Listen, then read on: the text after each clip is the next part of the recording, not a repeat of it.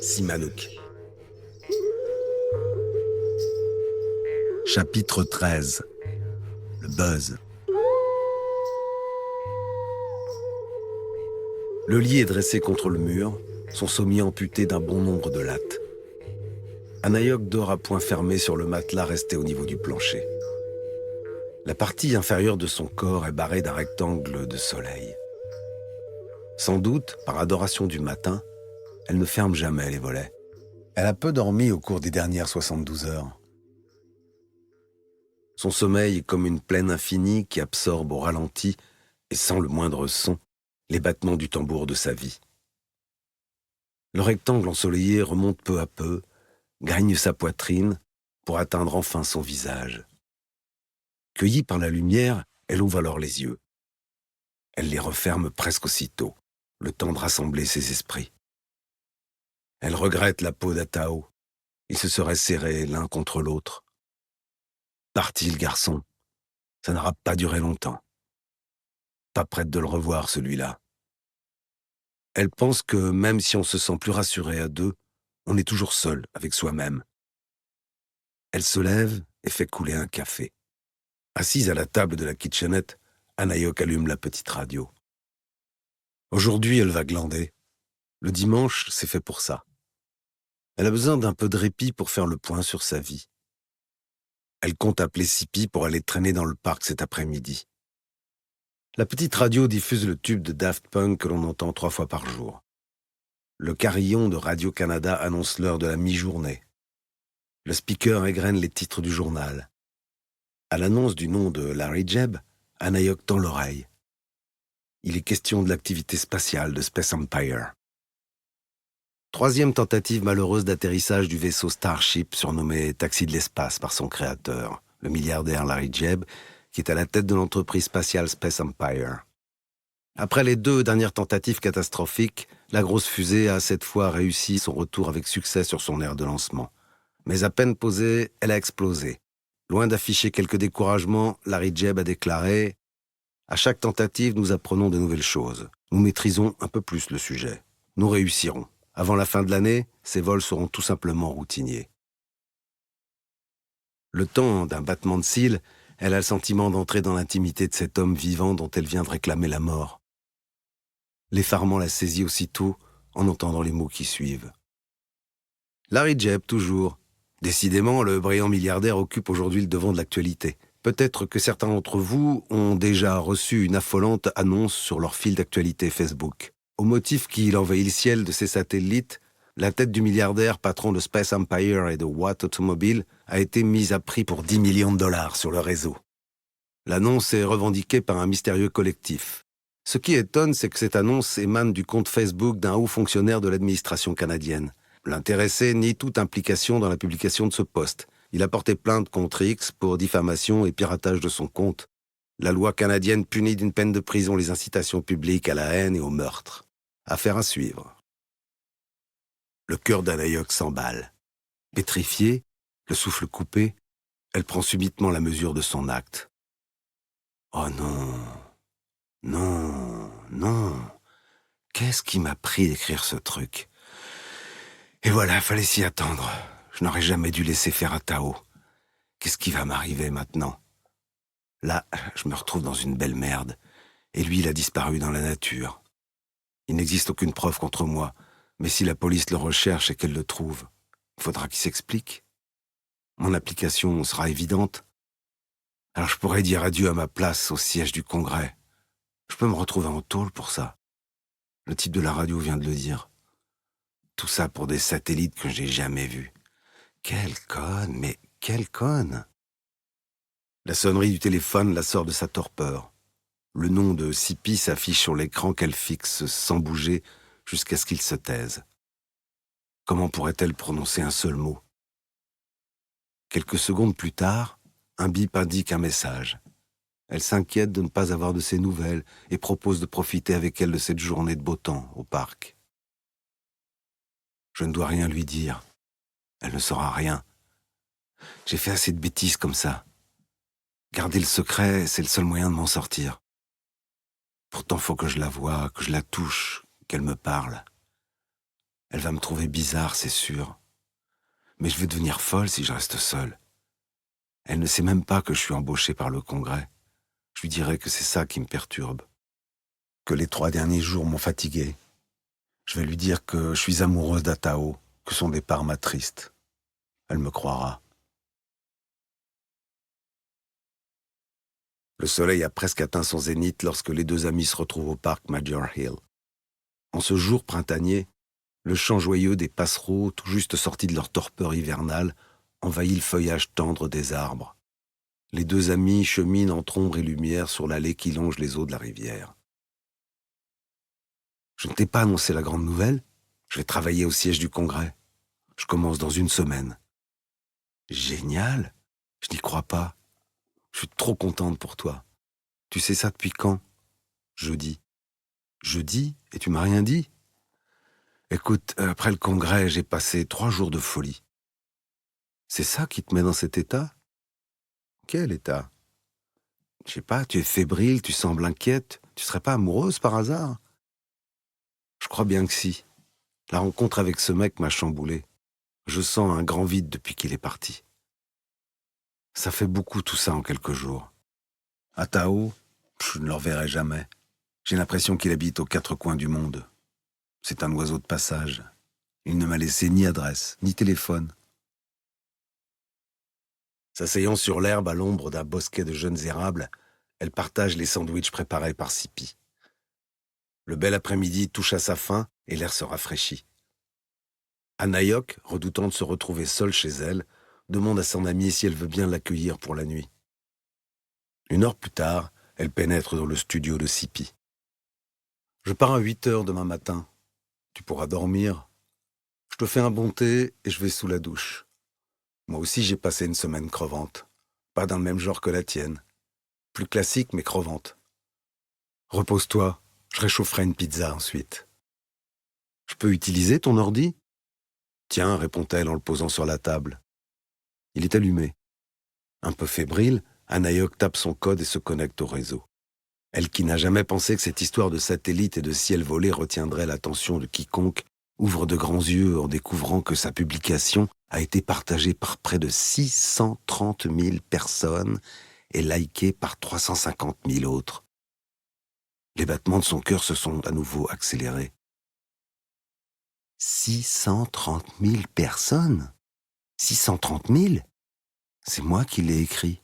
J'ai écrit quelque chose qui a été lu par 630 000 personnes? C'est énorme. Atao l'a posté hier à 13 heures. Dans quelle histoire je me suis fourré. Au fond, je pensais que les gens prendraient ça pour une blague un peu trash. Visiblement, c'est pas le cas. Bon, calme-toi. Ça peut pas aller beaucoup plus loin. Ça va passer. T'es où, toi, Atao? Que fais-tu? Je comprends rien à ce mec. Un inconscient? Un activiste dangereux? Et si c'était un schizophrène? Non, non, non. C'est une sorte de guerrier. Jamais j'ai vu autant de force chez quelqu'un. Pourvu que les flics ne lui tombent pas dessus. Oh, Steve, je suis mal barré. Est-ce que tu regardes Facebook comme moi en ce moment? J'en suis sûr. Au moins, tu penses à moi. Couverte d'un peignoir jaune, la peau rosie par l'eau chaude, Sipi passe en silence derrière Anayok qui semble absorbé par le visage de Larry Jeb, barré des mots qui appellent au meurtre. « Qu'est-ce que tu regardes ?» Anayok s'aperçoit qu'elle vient, malgré elle, d'esquisser un imperceptible geste pour cacher l'écran, comme s'il était pris en faute. Elle doit se maîtriser, n'offrir aucun indice, surtout à son amie. Elle et Atao doivent être seuls à partager les conséquences de leur acte. Oh, rien de spécial, j'ai trouvé ça sur mon mur, un appel au meurtre contre une rançon. C'est encore un truc de Daesh? Cette analogie remue Anayok. La publication qu'elle a diffusée la situe donc dans la catégorie des terroristes? J'en sais rien. Tu as déjà entendu parler de Larry Jeb? Tu parles. On n'entend que des trucs sur lui depuis 3 mois. 3 fois par jour. Fais voir. Sipi colle sa tête sur l'épaule de son ami pour lire le Wanted. Waouh, c'est n'importe quoi. Vraiment, il y en a qui planent. Tout le monde s'en fout des satellites. Et puis je ne vois pas ce que peut craindre un mec comme lui. À mon avis, il doit pas trop fréquenter les pubs. En plus, il doit avoir autant de garde du corps que le pape. C'est des conneries, ce truc. Ça va pas rester longtemps en ligne. Ils font le ménage tous les jours sur Facebook. Tu as faim? Blottis comme des loirs au fond de leur nid, les deux femmes émergent simultanément des profondeurs de l'oubli. Avant que les pensées inquiétantes apparaissent et salissent les premiers instants du jour, le rêve marquant de sa nuit revient précisément à la mémoire d'Anaïok. Quel voyage! Elle ne saurait dire par quelle voie elle a su se glisser sous l'écorce du chêne majestueux du parc. Son corps s'est métamorphosé. Elle est devenue bois, tronc et branches. Alors qu'elle buvait l'eau de la rivière par ses racines, une nuée de tendres bourgeons envahissait ses longs doigts écartés. Autour d'elle, le peuple des oiseaux s'affairait en piaillant à la fabrication des nids. Des bandes de papillons plus légers que l'air dansaient autour d'elle une silencieuse sarabande. Posant le premier pied hors du lit, l'empreinte du songe ne la quitte pas. Il est de ces rêves qui ne veulent pas mourir avec le jour. Elle comprend que le chêne vénérable du parc la réclame sans attendre. Obéissant à cette claire injonction, elle embrasse le front de Sipi et quitte l'espace confiné de l'appartement pour emprunter la piste du matin. Comme s'il sortait d'une longue apnée, son être tout entier aspire à plein poumon la pureté de l'air nouveau. Dès qu'elle pénètre dans les allées du parc, elle aperçoit au loin l'élégante ramure de l'arbre qui la veut. Au creux de ses mains, elle recueille l'eau qui lèche les racines et s'asperge le visage. À peine a-t-elle posé sa joue fraîche contre la rude écorce du chêne qu'elle est enveloppée pour la 3e fois par la lumière verte de l'axarnite. Aussi intensément qu'elle l'avait éprouvée sur la banquise, où elle s'était dissoute dans l'éther infini, elle pénètre les profondeurs de la matière. Elle est une onde qui traverse la densité atomique de la roche et du magma. « Oh, Scylla !» prononce-t-elle simplement lorsqu'elle émerge à la surface de la terre. Jamais encore sa voix n'avait porté ce mot. Une vitalité surhumaine envahit à présent tout son être. Elle dit encore « Je suis capable de sauter de l'autre côté de la rivière. Si je veux, je rejoins les cygnes et je vole avec eux. » Se tournant vers son île lointaine, elle commande à ses yeux de lancer un puissant fil de lumière vers le petit homme aux jambes arquées qui l'a fait naître à ces dimensions inconnues. Anaïok se rend à 2 rues de chez elle au cybercafé tenu par des Chinois. C'est là qu'elle se connecte à nouveau. Loin de tomber dans l'oubli qu'elle espérait, sa publication connaît un succès grandissant, relayé par 16 millions d'internautes. Le phénomène devient viral et les médias s'en emparent. Ce machin est en train de gagner le monde entier. Ça gagne comme un feu de forêt. Jamais je n'aurais pensé que la colère de Simonouk contre une ribambelle de satellites touche tant de monde. 16 millions? Et moi au milieu de tout ça, je fais quoi? La solitude et l'angoisse, voilà ce que tu m'as laissé. Sacré bonhomme, moitié citadin, moitié homme des bois, animal et savant. Où es-tu caché? Dans la jungle avec tes toucans? Dans un bidonville? Sur un cheval, sur une pirogue? On peut s'attendre à tout avec toi. Derrière ta fantaisie, tu caches un mental de guerrier. Je te sens prudent. J'ai confiance. Tu ne chercheras pas de sitôt à m'envoyer un signe. D'ailleurs, un signe m'en enverras-tu jamais. On s'est connus si peu de temps. Et nous voilà complices dans cette histoire qui tourne en orbite autour de nos têtes, parmi les satellites. Ma vie bascule si vite, si fort. Zacharia, l'aurore boréale, le congrès, toi, et cet appel au meurtre à la con. Je voulais le publier et je voulais pas. Maintenant, j'ai peur pour moi. J'ai peur aussi pour toi. Mais ce qui m'effraie surtout, c'est que quelqu'un décide de passer à l'acte. J'ose pas imaginer ça. Des années de prison ou peut-être la mort à celui qui le tuera. Je ne saurais pas vivre avec ça. J'ai fait ça pour toi, pour Zach. Ça ne sert à rien. Je me suis laissé emporter comme un enfant. La grand-mère d'Atao et toi, qu'est-ce qui vous prend? Vous pouvez pas nous laisser tranquilles?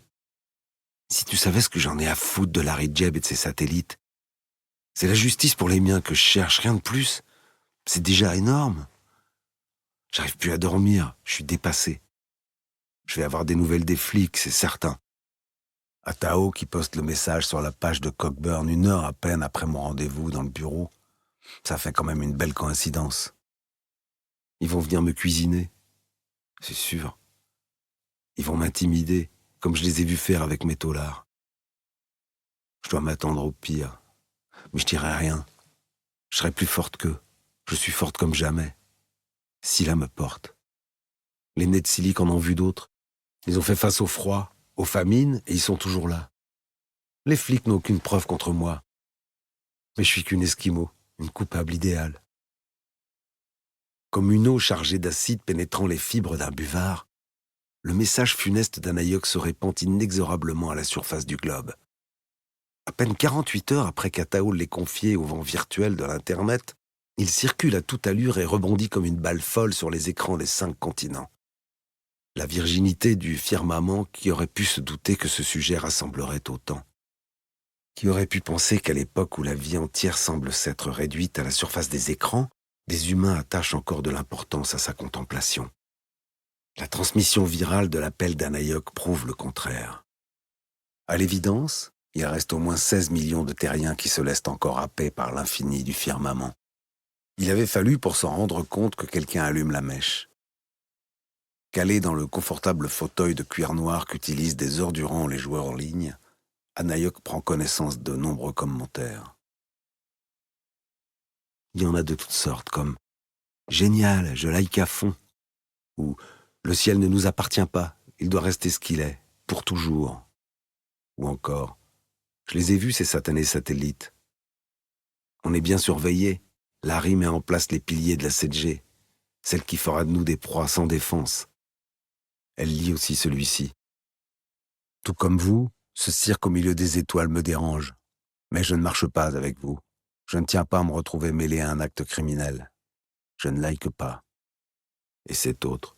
« Tu me plais pas, je te tue. Cool l'ambiance. » Elle entend encore la voix de Simonouk prononcer ces mots dans la salle informatique du lycée. Ses œufs sont pourris. Il faut mettre fin à sa vie. On ne doit pas attendre. Je vais le tuer de mes mains. Oui. Depuis l'enfance, elle a connu son chasseur de petit père, donnant la mort presque tous les jours. Elle sait les mots qu'il adresse à l'animal lorsqu'il est encore vivant, ainsi que ceux qu'il reçoit pour son départ dans l'autre monde. Pour lui, la mort se mélange à la vie. Enfant, il évoluait encore dans une existence si précaire, si liée aux caprices du ciel, si dépendante de l'abondance ou de l'absence de gibier, qu'elle ne pouvait obéir aux mêmes lois morales que celles qui valent aujourd'hui. L'homme pouvait tuer l'homme sans qu'une institution le punisse. Ôter la vie d'un être humain pouvait être nécessaire. Aussi nombreux sont les commentaires qui expriment un autre point de vue, comme ceci. « 1000 fois merci, monsieur Larry. La 5G, moi je la veux le plus vite possible. Va-t'en dire ça au Shintok, tu vas voir comme ils vont se régaler. » Quand on est jaloux de la réussite de ceux qui sont plus malins que soi, il faut savoir l'avouer. Cette histoire de ciel volé, c'est du grand n'importe quoi. Elle ne comprend pas toujours le sens de certaines remarques comme celle-ci. Je ne savais pas qu'il y avait encore des hippies sur la planète. Chaque jour, la vague des partages gonfle un peu plus. Au 3e jour de sa publication, la machine s'emballe. On dénombre 320 millions de partages pour 61 millions de likes. L'ébullition dans laquelle est entrée la sphère médiatique participe activement au développement du phénomène déjà viral qui s'auto-alimente. C'est en Amérique latine et en Europe que l'on compte le plus d'adhésions. Anaïok découvre avec effarement que sa publication a été traduite en plusieurs langues. Tout à la fois prise de passion ou traversée par des bouffées d'angoisse, elle passe encore tout le jour à scruter le destin de son funeste message. Ses déambulations dans les méandres du net l'amènent à lire les articles que les grands quotidiens du monde consacrent à ce que l'on appelle désormais le buzz des étoiles. Ce travail de recherche lui rappelle le temps où elle révisait ses cours de droit dans sa minuscule chambre d'étudiante. Elle visionne une émission diffusée sur BFM TV consacrée au sujet. Le plateau se compose d'un expert de l'exploration spatiale, d'une spécialiste en cybercriminalité, d'un philosophe et d'une ex-femme de Larry Jebb. Tous ces gens importants, réunis devant elle, devisent doctement autour de la piste d'une cellule d'anarchistes altermondialistes. Si vous voyez la cellule, cette mise à prix de la tête d'un héros majeur de l'économie, lancée par une organisation inconnue, produit un choc inédit qui libère la parole. Isolée au fond de la salle de jeux vidéo, Anayok tente de comprendre ce qu'elle a déclenché. Dans ce fouillis de réactions, elle ne repère que peu de propos concernant la souillure du ciel. À chaque heure qui passe, le sens des commentaires évolue pour mettre en lumière un débat de société plus profond, comme en témoigne le commentaire suivant. Si tous ceux qui ont peur du progrès étaient cohérents, ils n'utiliseraient pas les réseaux sociaux. Ils partiraient s'installer dans les bois et communiqueraient avec des signaux de fumée. Ou bien encore, un pas en avant, 3 pas en arrière. Ciao, bon retour à la préhistoire. Au moment même où elle quitte le cybercafé, Popeye, sur la lointaine île de Baffin, traverse en claudiquant l'espace qui sépare sa maison de celle de Simonouk. Il le trouve assis devant l'auvent de sa porte, occupé à gratter précautionneusement la peau du premier caribou de la saison. « Allez, Simonouk, mon ami, accroche-toi bien, j'ai quelque chose de costaud à te dire. Reste assis, ça vaut mieux. Bon, t'es prêt? Assieds-toi mieux encore. Bien, écoute ça. Figure-toi que des millions de gens veulent tuer l'homme qui envoie les satellites de l'espace dans le ciel. T'entends ça? Ils veulent le faire mourir pour de vrai. Je crois bien qu'on en parle partout dans le monde entier. C'est le gamin de l'aréna qui me l'a dit. Tu sais, le petit blond avec une touffe de cheveux sur le haut de la tête. Tony qui s'appelle. C'est le fils de Petit Crâne. Depuis tout ce temps, il n'avait pas donné signe de vie et voilà qu'il me rend visite. Maintenant, il vient de partir. Les millions de gens, il a vu ça sur les internets et même qu'il l'a vu à la télé en plus aussi. Il m'a tout expliqué ce qui se passe. Ah waouh, t'es fort toi, dis donc. J'aurais jamais cru ça. Faut que tu m'expliques comment tu fais ça. Bien que son cœur ait bondi à cette information, le vieux chasseur garde le silence. Ce qu'il entend de la bouche de son ami lui confirme l'évident pouvoir de Tartagon et la puissance de son Toupilak. Décidément, les petits déjeuners d'Anayok semblent être définitivement interrompus par la sonnerie du téléphone. Elle n'a bu que la moitié de sa tasse de café lorsqu'elle se trouve confrontée à ce à quoi elle s'attendait. Un appel du commissariat central de la police d'Ottawa. Elle est convoquée pour témoigner dans le cadre d'une enquête. Respire, Manayok. Personne d'autre qu'Atao et moi ne savons que je suis la rédactrice du tract. Respire tout ce que tu peux de ci là. Cache ton émotion. Ce matin, je suis Oka, la chienne d'Etsilik, innocente et déterminée. C'est de la bouche de l'officier qui l'interroge qu'elle apprend l'extraordinaire montée du nombre de partages du Wanted. Il est question de 80 millions de likes. L'enquêteur voudrait savoir si elle connaît un Colombien de type amérindien du nom d'Ico Quetzal qui a participé au Congrès des peuples autochtones. Sans hésitation, elle répond qu'elle a eu affaire à ce monsieur. Ils ont dîné ensemble avec une bande d'amis le soir de la clôture du Congrès. Il l'a séduite. Ils ont couché ensemble chez elle. Elle ne l'a plus revue. À l'évidence, il avait collecté assez d'informations sur sa vie pour se servir d'elle. Après tout, il a assisté à l'intervention qu'elle a faite à la tribune pour dénoncer Nathaniel Cockburn. L'homme lui demande encore si elle est membre d'un club d'astronomie. Non, rien de tout ça. Elle n'avait même jamais entendu le nom de M. Jebb avant qu'on ne parle que de lui. En dehors de son travail, elle occupe son temps libre à la lecture et aux promenades.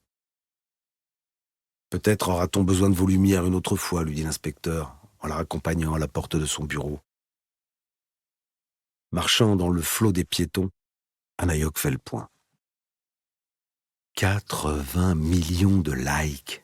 Ça commence à faire un gros paquet.